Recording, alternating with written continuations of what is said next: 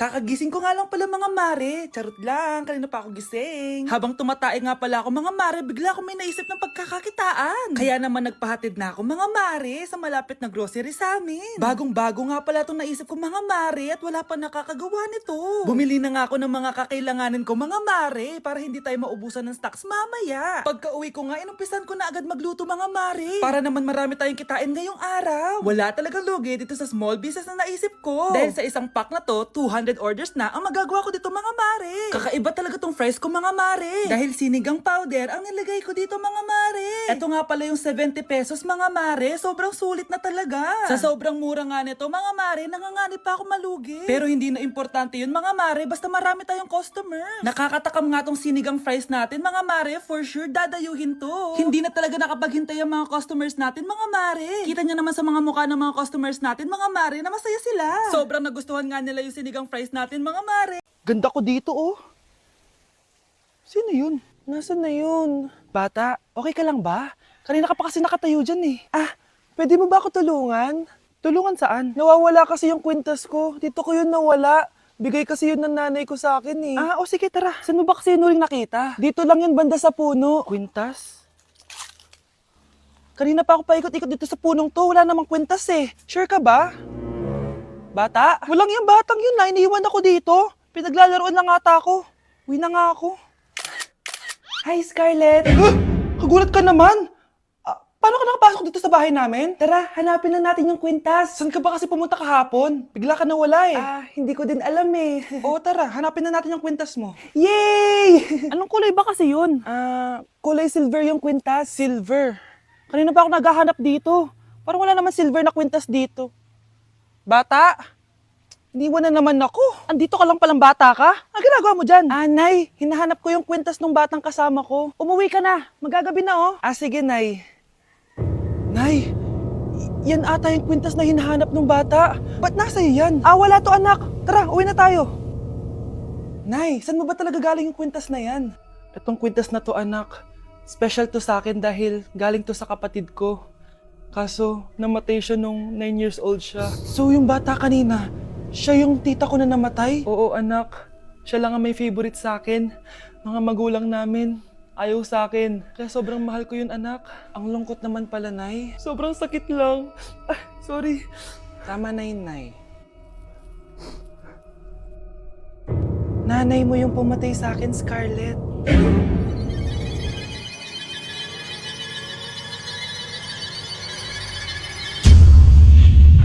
God, I wanna feel again.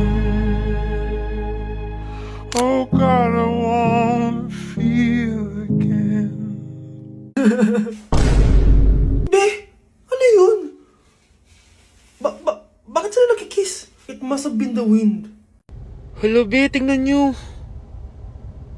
Kawawa siya. Ano kaya nangyari sa kanya? Rest in peace. Idol ko to, guys. Ito palagi kong pinapanood pag malungkot ako. Ano kaya nangyari? Ang bata niya pang namatay. Sayang talaga siya kasi tinan mo. Binalita siya ng Paw Patrol. Talagang legit to guys. Nakakaawa siya. Feel ko nalunod siya kasi ito ata yung last picture niya guys. Tignan niyo, nasa dagat siya. Nakakaawa guys. Kaya kayo wag kayo magpaniwala sa fake news no. Di ba? Buhay pa ako. Walang iya kayo. Pinatay niyo na ako agad. Pag talaga nakita ko tong gumawa sa account na to, kukutasin kita be ha. Excited ka mamatay ako. Mauna ka na kaya. Anak! Itigil mo muna ang ginagawa mo! Bakit po, Nay? Kasi may challenge ako sa'yo. Kapag nanalo ka, may prize ka na agad. At pwede ka nang gumala at pwede ka na magka-jowa. Game ako dyan, Nay. Okay, eto ang challenge mo.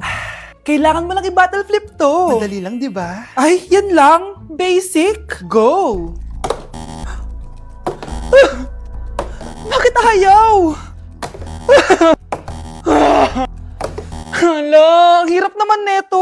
Akala ko madali lang manalo. Hindi naman talaga mahirap manalo, anak. Lalo na kung sasali ka sa weekly Lucky Draw promo ng Magu-Magu. Sumali na for a chance to win exciting prizes. Up for grabs every week is an iPhone 16 Pro Max 256GB, along with other rotating prizes such as Samsung TVs, iPads, GCash, and more! All you have to do is scan the QR code on your Mogu Mogu bottle and enter the 10-digit code found under the cap to earn points and join the draw. Kaya the more you collect, the better your chances of winning. Ang dali lang pala, Nay. Favorite ko pa naman tong Mogu Mogu. For sure, marami akong makokolek. Tama ka, anak! All registered users can join! And you can use your points to submit entries for the weekly lucky draw. Imagine, umiinom ka lang ng Mogu Mogu tapos may chance ka pang manalo ng big prizes. Naku, Nay! Excited na ako manalo! Masarap niya talaga, anak. Tapos ang chewy pa, Nay. Tara, selfie tayo. Tara, tara. Ayan, ang ganda ko dyan, Nay. Remember, life is too short, but it's not too late to join the fun and chew to win with Mogu Mogu. For more details, just visit www.mogumogu.com. Anak, sana maharap natin yung nawawala mong kakambal. May kakambal ako, Nay. Oo, anak. Pasensya ka na kung di ko agad nasabi sa'yo. Okay lang yun, Nay. Salamat, anak. Nay, pupunta pala dito yung jowa ko. Talaga? Sige, maghahanda ako. Few moments later. Nay, nandito na po yung jowa ko. Hello po, tita. May dala po ako para sa inyo. Wow naman, salamat. Wow naman, ang bait mo sa nanay ko. Parang nanay ko na din kasi yan. Oo nga eh. May sasabihin pala ako. Nanay ko talaga yan. Ha? Hindi ka ba nagtataka bakit magkamukha tayo?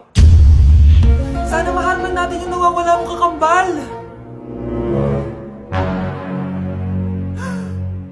Ako, ang nawawala mong kakambal. Anak, ikaw ba yan? Oo, Nay! Ako ang nawawala mong anak! Pero, jowa kita! Jowa mo pa din ako, pre. Nay? Aray! Oh, anak, aalis ka? Bilis naman tumanda ni nanay. Sana mas madaming oras yung binigay ko sa kanya nung bata ako. Anak, tara labas tayo. Wala na kasi tayo masyadong banding eh. Tsaka nanay, alas kami ng mga friends ko eh. Sige anak, next time na lang tayo umalis. Hello, be, saan ka na? Anak, sabay ka na sa akin, kain na tayo dito. Busog pa ako, Nay, mamaya na lang. Tsaka, di ako kumakain ng gulay, di ba? O sige anak, pagtitira pa rin kita, ha? Ano ba yan?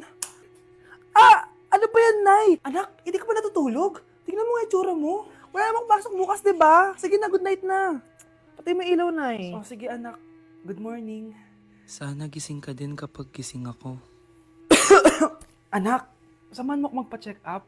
Nay, hindi ako pwede. May gagawin ako assignment to. Sige anak, ako na lang mag-isa. Galingan mo dyan, ha? Huy anak, aalis ka ba? May time ka ba, Nay? Tara, alis tayo. Libre kita. Sige. Tara. Gusto mo ba talaga ako makilala, Scarlett? Oo, dahil hindi ako matatahimik. Magkita tayo malapit sa puno ng mangga. Ako ikaw, Scarlett. Galing ako sa future. Paano? Paano nangyari yun? Basta, Scarlett, ayusin mo yung mga desisyon mo sa buhay, ha? Sige na, baka mahuli pa ako ng mga humahabol sa akin. Sandali! Sino humahabol sa'yo? Sino ba yung humahabol sa kanya? May mangyayari ba masama bukas? Bakit di pa siya tumatawag sa akin? Nay, si Biana po, pumasok sa school. Gumala daw kasama yung mga kaibigan niya. Tumatawag? Hello? Si Scarlett po ba to? Kaibigan po to ni Brianna. Nakidnap po siya kanina. Hindi ko po alam anong gagawin. Tulungan niyo po kami. Sinakay po siya sa van.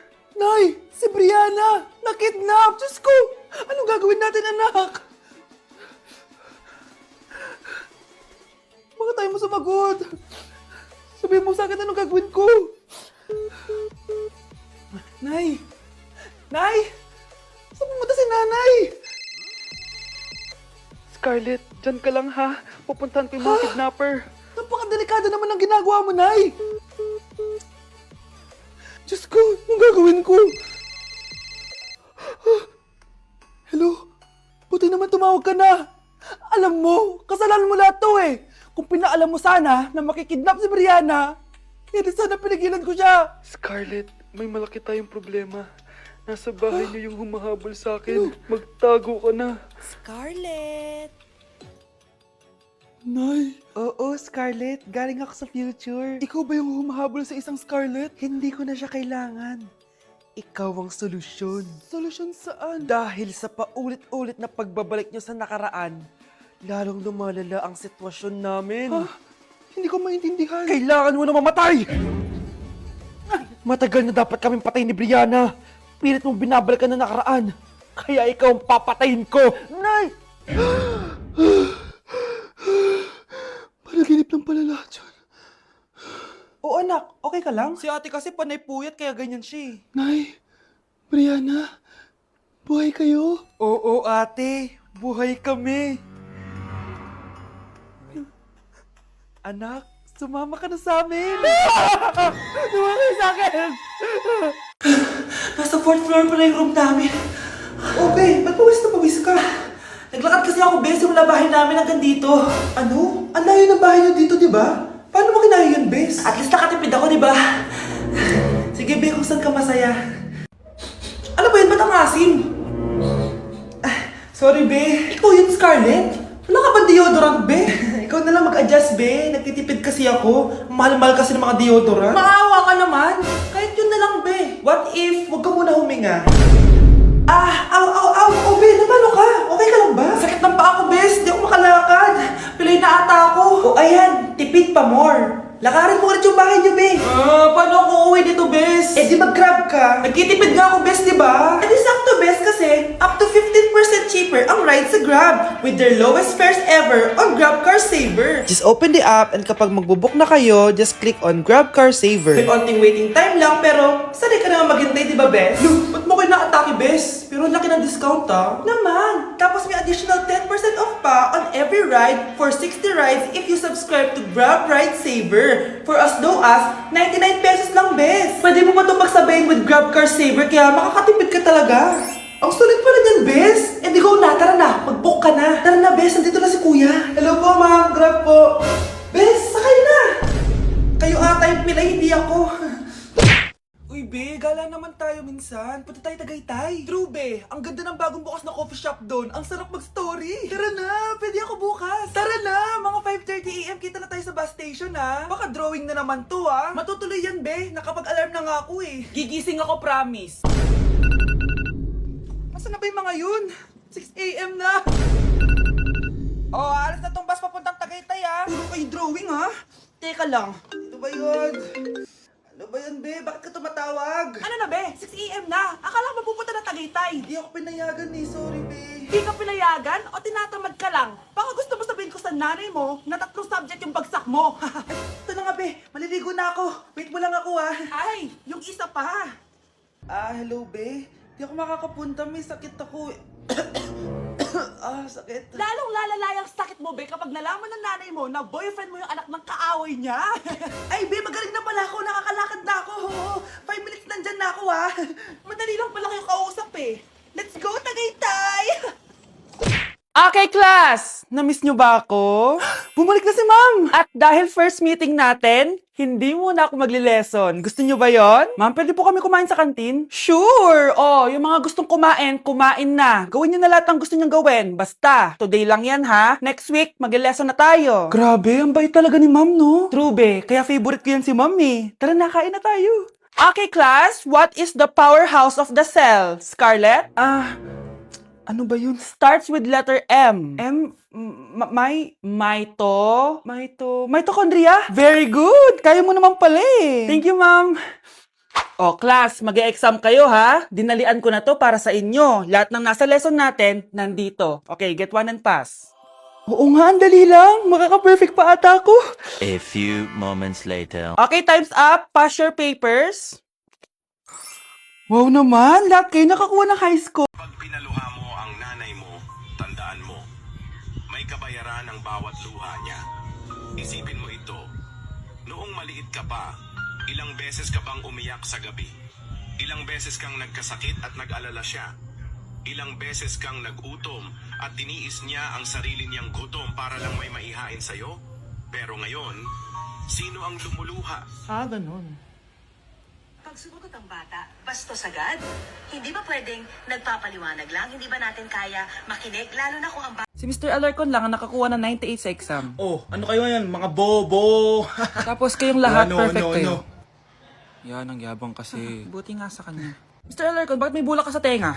Eh kasi naman ma'am, palagi niyo sinasabi sa akin na papasok dito tapos lalabas doon, kaya hinarangan ko na. 'Di ba? Aminin niyo ma'am, talino ko doon. Class, lagi niyo tatandaan na hindi pinaparusahan ng taong wala namang ginagawa. So ma'am, di niyo po ako paparusahan? Bakit, Mr. Alarcon? Kasi di ko po ginawa yung assignment eh. Psst, tali natin yung bag niya. Bilis! A few moments later.